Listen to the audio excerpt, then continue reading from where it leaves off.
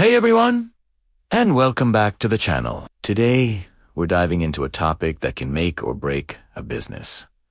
Partnerships. Specifically, how do you split the profits in a way that's fair, keeps everyone motivated, and prevents your dream team from turning into a nightmare? Sticking around for the next 10 minutes could save you years of headaches and a lot of money. Let's get into it. So, you've got a brilliant business idea and the perfect partner to bring it to life. You're both excited, working around the clock, and ready to conquer the world. But have you had the talk? No, not that one. The money talk. How will you divide the profits? A lot of people default to a 50-50th split, thinking it's the simplest and fairest way. But is it really? What if one partner invests all the startup capital, and the other invests all the time and labor? A 50-50th split might not feel so fair down the line. The truth is, there is no one-size-fits-all answer. The best profit-sharing model depends entirely on your specific situation. That's why the first and most crucial step is to have an open and honest conversation with your partner before you even open for business. Discussing money can be awkward, but trust me, it's 1,000 times more awkward when you're arguing over your first big paycheck. Let's break down the most common methods for splitting profits. The simplest, as we mentioned, is the fixed percentage split. This is your classic 50-50ths, 60-40ths, or whatever ratio you agree on. This works best when partners contribute equally in terms of capital, time, and effort. It's straightforward and easy to manage. However, the key is defining what equal means. Write it down. If one person contributes $50,000 and the other contributes sweat equity, you need to assign a monetary value to that labor to justify the split. But what if contributions aren't static? This is where a capital contribution split comes in. In this model, profits are divided based on the amount of capital each partner invested. If you put in 70% of the startup funds and your partner put in 30%, you'd split the profits 70-30ths. This method is clear-cut and rewards financial risk. It's a great option for businesses that are capital-intensive, like real estate or manufacturing. It makes the investors feel secure, knowing their financial stake is directly tied to their potential return.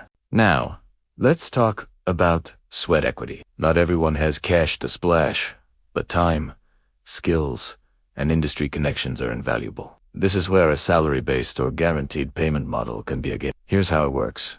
Before any profits are distributed, partners who are actively working in the business receive a pre-agreed salary. This salary is treated as a business expense. After all salaries and other expenses are paid, the remaining net profit is then split according to a separate, predetermined ratio. This ensures that the person running the day-to-day operations is compensated for their labor. Regardless of how profitable the business is in the early stages, for a more dynamic approach, consider a tiered or milestone-based split. This is perfect for startups or businesses with clear growth targets. For example, you might agree on a 50-50th split for the first $100,000 in profit. Once you hit that milestone, the split might change to 60-40ths to reward a partner who takes on more responsibility for a new growth phase. This model is incredibly motivating because it ties rewards directly to performance and achieving specific, measurable goals. It keeps everyone pushing forward. Okay, you've talked it over and picked a model. What's next? You need to put it in writing. I cannot stress this enough.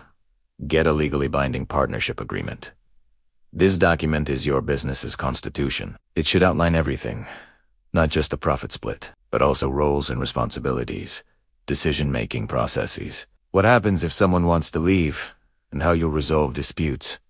Don't just download a generic template online. Invest in a lawyer who specializes in business law. This initial expense is a small price to pay for the security and clarity it provides. Think of it as insurance for your business relationship. Your partnership agreement should also detail the difference between profits and draws. Profits are what the business makes on paper. A draw is the money you actually take out of the business for personal use. You might decide to reinvest a significant portion of your profits back into the business for growth, especially in the first few years. Your agreement should specify how and when partners can take draws, and whether they need to be equal. This prevents one partner from draining the company's cash reserves while the other wants to reinvest. Let's think about the future. Businesses evolve, and so do people's roles. What works today might not work in 5 years. Your partnership agreement should include a clause for a periodic review. Plan to sit down with your partner annually or biannually to review your arrangement. Is the profit split still fair? Have roles changed? Does the agreement need to be amended to reflect the new reality of your business? This proactive approach prevents resentment from building up over time. It keeps your partnership healthy and adaptable. Let's consider a quick case study. Imagine two friends, Alex and Ben, starting a software company. Alex is the coding genius who builds the product. Ben is the sales and marketing guru who brings in the clients. They agree on a 50-50th split. For the first year, it works fine. But in year 2, they need to hire more developers. Alex is now managing a team, working 80-hour weeks, while Ben's role hasn't changed much. Alex starts to feel that 50-50ths is no longer fair because they didn't have a review clause. This conversation is tense and leads to conflict. If they'd used a salary plus profit split model from the start, Alex would have been compensated for their increased operational role, and the remaining profit split would have felt much more equitable. So, to recap, 1. Have the money talk early and honestly. 2. Choose a profit-sharing model that reflects each partner's unique contributions, whether it's capital, time, or skills. 3. Explore options like fixed percentages, capital-based splits, or salaried models. 4. And this is non-negotiable. Get everything in writing with a legally binding partnership agreement, drafted by a professional. 5. Distinguish between profits and draws to manage cash flow effectively. And 6. Schedule regular reviews to ensure your agreement evolves with your business.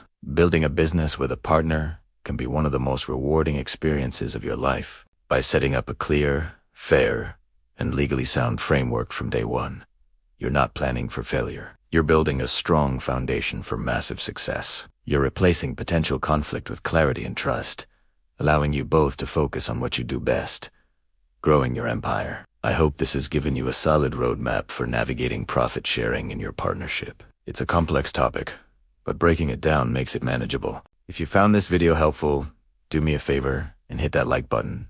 It really helps the channel. And for more practical advice on building and scaling your business, make sure you subscribe and turn on notifications so you don't miss a thing. Have you ever been in a partnership? Share your experiences or any questions you have in the comments below. I love hearing from you all. Thanks for watching, and I'll see you in the next video.